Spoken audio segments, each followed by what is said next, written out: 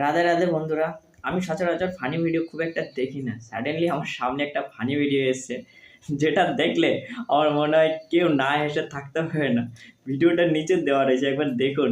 মানে যে দেখেছে সেই যত রকমই রাগ থাকুক যা থাকুক সে হাসতে বাধ্য হয়েছে।